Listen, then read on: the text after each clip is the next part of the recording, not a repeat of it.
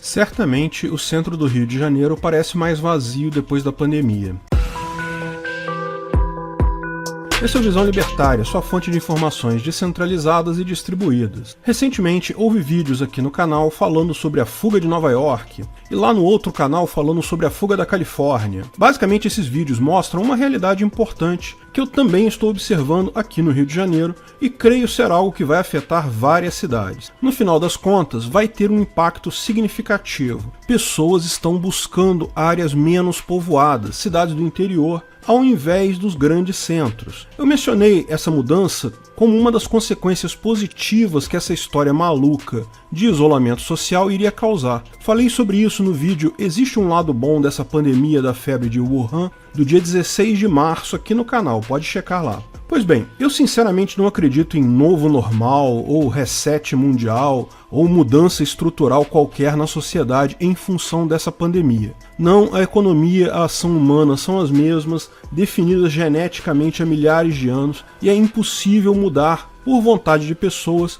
ou mesmo por pressão social, por pressão de um governo. Mas é um fato que algumas mudanças já vinham acontecendo pela informação descentralizada e distribuída, e tais mudanças podem ter se acelerado nesse processo. Como eu expliquei no vídeo, porque o Estado vai desaparecer, a informação ampla, barata, descentralizada e distribuída tende a diminuir o poder de hierarquias, porque o custo de transação fica muito mais barato que o custo de administração em grandes hierarquias. E isso vale para qualquer coisa, desde empresas até o próprio governo. Empresas tendem a funcionar cada vez mais como um conjunto de interações voluntárias pontuais, um livre mercado, mais do que uma empresa com contratos de longo prazo, empregos formais e esse tipo de coisa.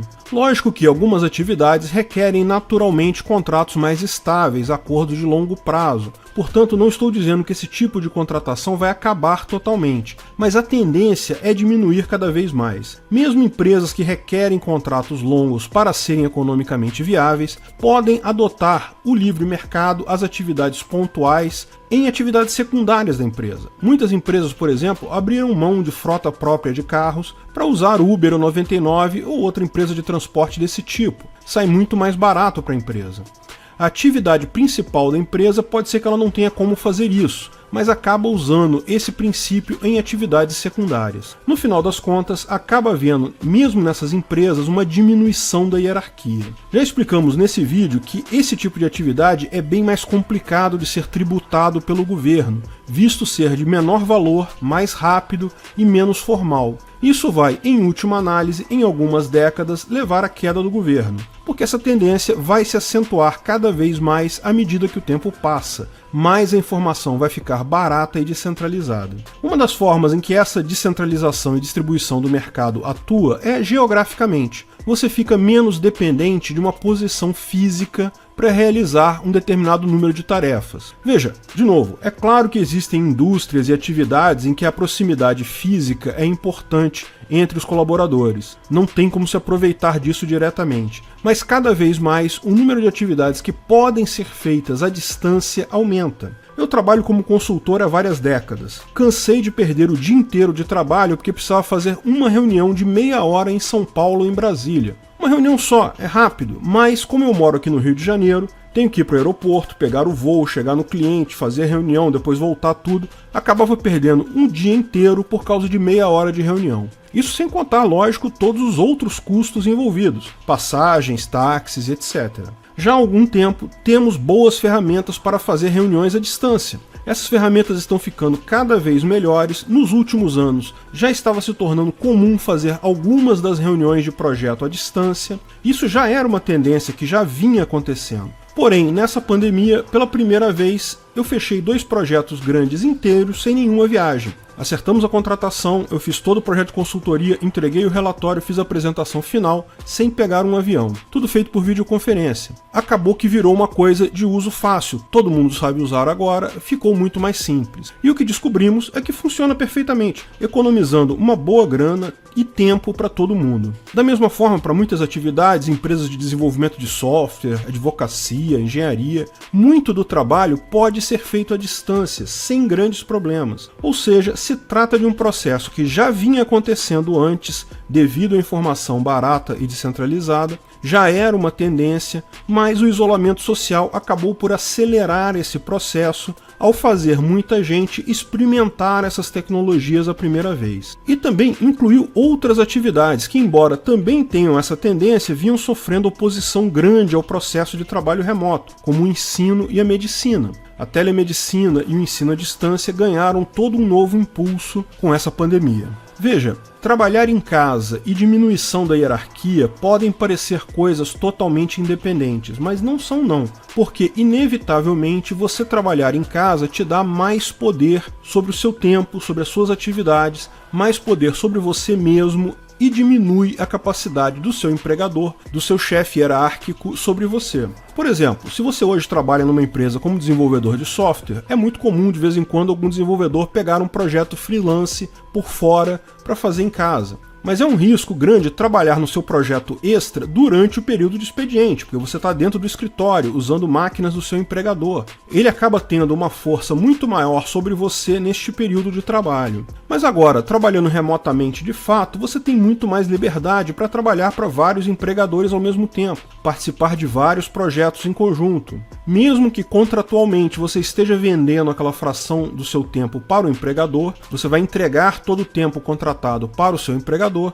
mas você tem mais liberdade em gerenciar exatamente qual tarefa fazer em qual momento. Isso é mais poder para você e é menos poder hierárquico. E lógico, isso é positivo para o trabalhador, mas também é extremamente positivo para a empresa. Uma grande empresa agora precisa de menos espaço físico. A era das grandes corporações com andares e mais andares de escritórios está chegando ao fim.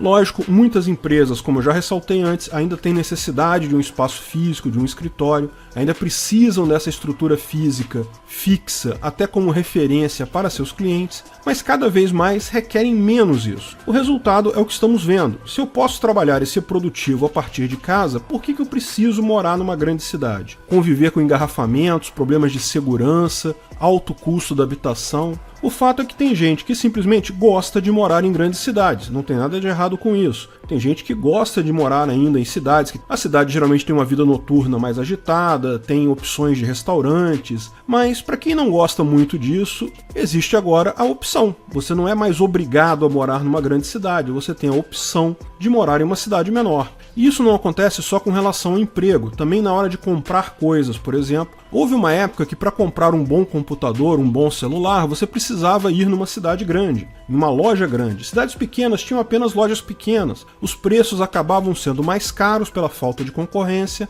acabavam havendo menos opções para compra. Hoje em dia todo mundo compra tudo online, então faz muito pouca diferença se você mora na capital ou no interior. A diferença pequena vai ter ali no custo e no prazo de envio, mas só isso. Isso vai levar a mais e mais esse fenômeno de esvaziamento das cidades, porque se não há diferença no local físico que a pessoa está, certamente o interior é mais barato que a grande cidade. Já existe esse incentivo aí. A quantidade de lojas e escritórios vazios nas grandes cidades já estava grande aqui em Banânia, tanto no Rio quanto em São Paulo, e eu acredito que em outras cidades grandes também, devido à crise que vem lá desde 2013, da época da Dilma. Mas agora, com o agravamento dessa crise agora com o coronavírus e com toda essa tendência de esvaziamento, é esperado que tenhamos cada vez mais escritórios vazios no centro. Em cidades grandes americanas, como São Francisco e Nova York, a taxa de imóveis desocupados saltou de 5% para mais de 10% nesse período. Coisa similar deve estar acontecendo aqui em Banânia.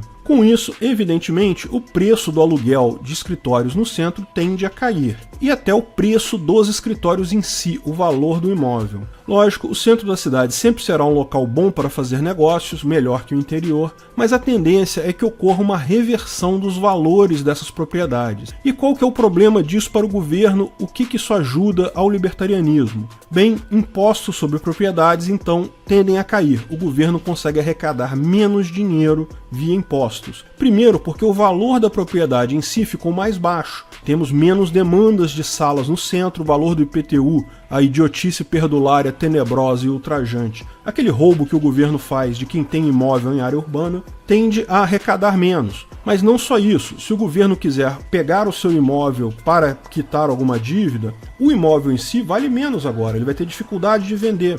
Lógico, o governo pode tentar compensar isso inflando artificialmente os valores do metro quadrado estimado deles, que já são uma fantasia hoje em dia, ou mesmo aumentando a alíquota de imposto. Mas o que essas ações irão fazer no longo prazo é piorar o problema, vai ficar menos e menos interessante ter escritórios no centro, o que vai levar o preço a cair ainda mais. Lógico, apesar dos imóveis no centro da cidade tenderem a diminuir, os imóveis em outras cidades, em cidades menores, tendem a ganhar com esse movimento, devem valorizar. E assim o governo, em tese, como um todo, não perde dinheiro, porque ele deixa de ganhar no centro da cidade, mas em tese isso seria compensado por um valor maior em cidades menores. Mas aí isso leva ao mesmo problema da dificuldade de arrecadar que temos em relação aos serviços pequenos. É relativamente fácil para o governo fiscalizar uma região extremamente rica. Poucas multas já resultam em um enorme resultado para a máfia estatal. Fiscalizar imposto em grandes áreas com propriedades de valores menores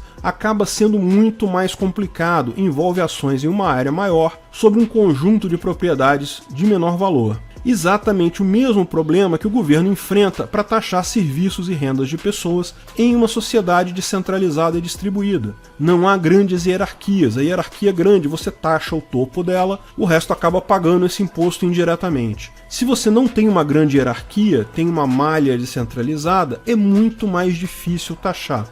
Lógico, a lei vai continuar lá, quem quiser pagar imposto vai continuar pagando, mas quem não quiser pagar imposto vai se tornar cada vez mais fácil você não pagar esses impostos. Cada vez que a informação se tornar mais barata e mais acessível a todos, cada vez que as empresas e atividades se reorganizarem em estruturas não hierárquicas, cada vez vai ficando mais difícil para o governo arrecadar. O fato é que grandes cidades nunca vão acabar totalmente, ainda tem vários incentivos para pessoas morarem em grandes cidades. Mas é bem possível que a valorização dos imóveis mude bastante, talvez cheguem a desvalorizar realmente imóveis nas grandes cidades, ou valorizar muito pouco em relação ao padrão que vinha acontecendo antes, em troca de cidades menores terem uma valorização maior de imóveis. O ponto positivo disso é que, como eu falei, torna o governo menos eficiente em tributar, e assim, aos poucos, a informação descentralizada vai cada vez mais diminuindo o poder da máfia estatal nesse processo. O Ancapistão vem aí, é só questão de tempo, e essa pandemia pode muito bem ter acelerado o processo. Obrigado pela audiência. Se você gostou do vídeo, curta e compartilhe para ajudar o canal. Se ainda não é inscrito, inscreva-se no botão abaixo e clique no sininho para ser avisado de novos vídeos. Além do Twitter e Facebook, estamos agora também no Instagram. Procure ancap.su lá e veja nosso conteúdo por lá também. Até a próxima!